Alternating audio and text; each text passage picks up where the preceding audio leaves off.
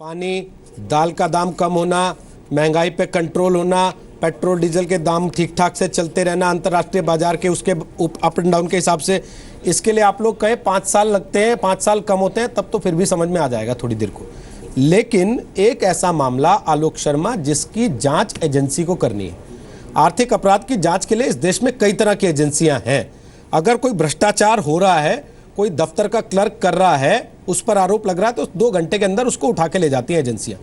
लेकिन राजनेताओं पर होता है तो 2-2 साल हो जाते हैं, उसके बाद भी यहां कोई पता नहीं होता और हम केवल आरोप लगाते हैं। तो हम ये मान लें कि इस देश में आर्थिक अपराध जब नेताओं का होगा तो वो केवल पोस्चरिंग के लिए इस्तेमाल किया जाएगा, जैसे अब हो रहा है और जैसे पहले होता रहा। देखिए, पहले का हुआ है तो हमने तमाम मीडिया चैनल्स पर डिस्कशन किया है, लेकिन आज जो हो रहा है वो वास्तव में आप जो कह रहे हैं कि केवल मीडिया पोस्चरिंग के लिए हो रहा है, आपकी बात सच है। मैं समझता हूं सच को आंच नहीं और झूठ के पांव नहीं। जिस तरह से भारतीय जनता पार्टी के हमारे प्रवक्ता महोदय जो हैं बौखलाए हुए हैं, आज कभी वो 2G पे भाग रहे हैं, कभी कोलगेट पे भाग रहे हैं, अगस्टा वेस्टलैंड पे उनके पास कहने के लिए सुब्रमण्यम स्वामी जी की तरह जैसे वो पार्लियामेंट में गुब्बारा फूट गया, आज भाजपा के प्रवक्ताओं के पास भी कुछ नहीं है। अरोड़ा साहब ने बहुत अच्छी बात कही कि 2 साल से इस जो सरकार आई है, अगर ये अपनी इतनी एनर्जी पॉलिटिकल माइलेज लेने पर नहीं लगाती और कहीं ना कहीं इन्वेस्टिगेशन पर ध्यान देती तो दूध का दूध और पानी का पानी हो जाता। लेकिन ये बहुत दुखद है कि भारतीय जनता पार्टी अपनी एनर्जी केवल एक परिवार को, एक पार्टी को बदनाम करने के लिए लगा रही है। कोई फैक्ट्स नहीं है इनके पास, किसी तरह का कोई इनके पास डॉक्यूमेंट नहीं है। जैसा कि आपने भी बताया कि अभी तक ट्रांसलेशन तक नहीं हुई है। जो भी प्रवक्ता आता है अपनी तरफ से अपने बात देकर अपना चला जाता है। मैं जानना चाहता हूं, ये कह रहे हैं कि साहब अभी तक कुछ नहीं हुआ। फरवरी 2013 में आप जानने के लिए नहीं, बताने के लिए आए हैं, क्योंकि आरोप आपके ऊपर है ना। तो जानना चाहता हूं वाला काम आपका नहीं है सर, जानना तो हम लोग चाहते हैं, आप दोनों से जानना चाहते हैं। और देखिए भाई हमें बताइए ना कि स्थिति क्या है देश की। सर, जिस चिट्ठी के आधार पे गुलाम नबी आजाद साहब ने पूरा भाषण दे दिया, आज वो सुब्रमण्यम स्वामी के हाथ में आई तो आप कहने लगे ऑथेंटिकेट कीजिए इसको। रोहित जी, आप सुनना नहीं चाहते जी? रोहित जी, मैं कहना चाहता हूं कि आरोपी से पहली बात तो हम आरोपी नहीं है अभी किसी भी कोर्ट में।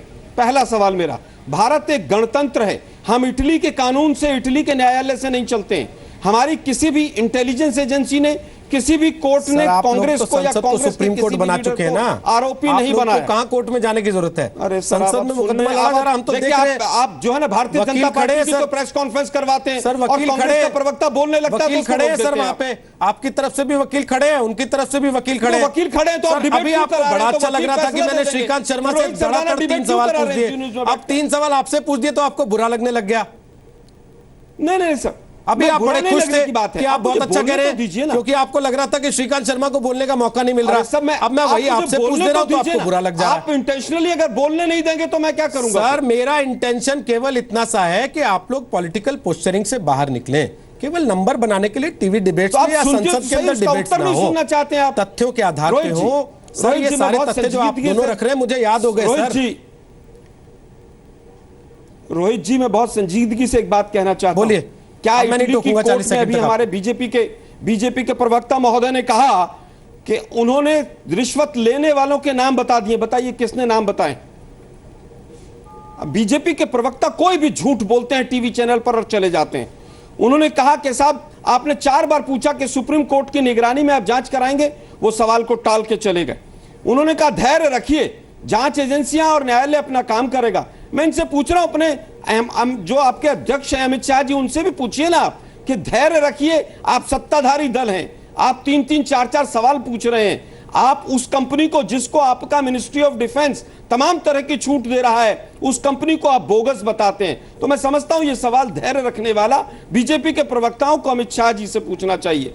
जिस क्रिश्चियन मिशेल की बात हम बार बार कर रहे हैं, उन्होंने आज ही एक इंटरव्यू में राष्ट्रीय चैनल पर कहा है, I have never met Mrs Gandhi और any of his associates, I never said I will become an approver as there nothing to approve.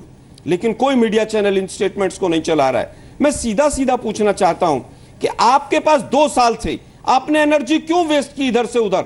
और अब भी बता दीजिए आप कि सुप्रीम कोर्ट की निगरानी में जांच कीजिए। आपने बहुत कॉमनवेल्थ का हंगामा किया था, अभी 2G और पता नहीं कौन कौन सी बात कर रहे थे।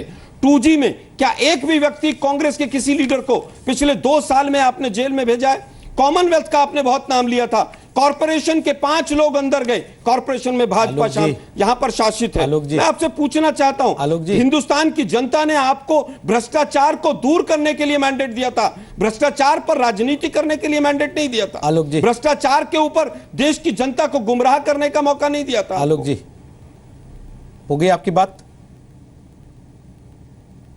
जी जरूर। ठीक, CWG, 2G, इन पर मैं जाऊंगा नहीं अभी। हालांकि 2G में आपके वकील साहब ने जीरो लॉस बता दिया था, और फिर जो मंत्री थे वो आप ही के सरकार में मंत्री थे ना सर, जो जेल में रह के आए। अब उस पे आप पल्ला झाड़ लेंगे, हमारी पार्टी के नहीं थे। हर आदमी की अपनी इंटरप्रिटेशन हो सकती है। फिर वही ना सर, आप कहते हैं कि हमारी पार्टी के नहीं थे तो आपकी सरकार में ना सर, आदमी पार्टी से मंत्री बनता है कि सरकार से? मैं पूछना चाहता हूं, 1,70,000 सर, आरोप सरकार पे लगता है पूरी, किसी एक इंडिविजुअल पे नहीं लगता।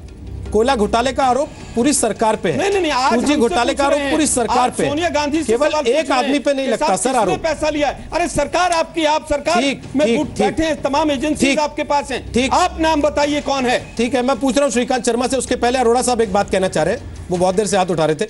अरोड़ा साहब अपना आप कमेंट रखिए, फिर मैं श्रीकांत आपके पास आता हूं ब्रेक के बाद। बोलिए अरोड़ा जी। दो तीन बातें हैं। पहली बात तो ये दोनों गवर्नमेंट्स के ऊपर ये हमारा आरोप है कि ये कुछ इस जांच के बारे में कुछ कहीं नहीं जाना चाहते। पिछली सरकार में भी जब से इंक्वायरी एस्टेब्लिश हुई CBI और ED की, उनके अरसे में भी तकरीबन 1.5 साल वो इंक्वायरी चलती रही। CBI ने 12 शख्स या कंपनियों के खिलाफ ये दर्ज की कंप्लेंट, और कुछ नहीं निकला। पहले तो सिर्फ एयर चीफ मार्शल त्यागी का ही नाम लेते रहे, और इसमें भी लग रहा था कि दूसरों को बचाने के लिए कि इसी आदमी के ऊपर टारगेट करो और इसी को एस्टेब्लिश करो कि इसने लिया है। अब पता लग रहा है कि कैसे कैसे नाम, ऑस्कर फर्नांडिस, अहमद पटेल, सोनिया गांधी, ये सब नाम तो आ रहे हैं। और वो मिडलमैन कहता है मैं कभी मिला नहीं हूँ इनको, बट आजकल मिलने की ज़रूरत नहीं है। आजकल टेक्नोलॉजी और कम्युनिकेशन मेथड इतने एडवांस्ड हो गए हैं आजकल, और एक ही मिडलमैन देखियो कहाँ कहाँ तक पहुँच गया है। ये सब पॉलिटिशियंस का लालच है, क्योंकि जहाँ दिखे कि बन सकता है पैसा, वहाँ पे कुछ ना कुछ करने को तैयार है। एक ही मिडलमैन है इसके अंदर जिसने सारा ये काम किया है, बाकी उसके साथी हैं जो बाहर हैं, और कहाँ कहाँ तक पहुँच गया, किस किस के नाम निकल आए। हमें तो खेद है कि अब देखो, सिर्फ ये तो था ऑगस्टा वेस्टलैंड हेलीकॉप्टर, इससे पहले हुआ यूरोकॉप्टर का, किसी और का। भारतीय फौजों को 1000 से ज्यादा हेलीकॉप्टर चाहिए। ये तो 4 VVIP हेलीकॉप्टर थे जिनका वैसे भी काम चल सकता था। 3,500 करोड़ 12 हेलीकॉप्टर के लिए ये पैसा राफेल में या जो एयरफोर्स को जेट्स चाहिए उसमें लग सकता था। अरे Mi-8 में ही तो जा रहे थे सब VIP पहले, तो Mi-17 में क्यों नहीं जा सकते जैसे आजकल जा रहे हैं? क्यों इतना महंगा हेलीकॉप्टर जो कि राफेल फाइटर जितना महंगा है, क्यों इसके लेने की जरूरत थी? ये सब सारा दिखाता है ये लालचपन है।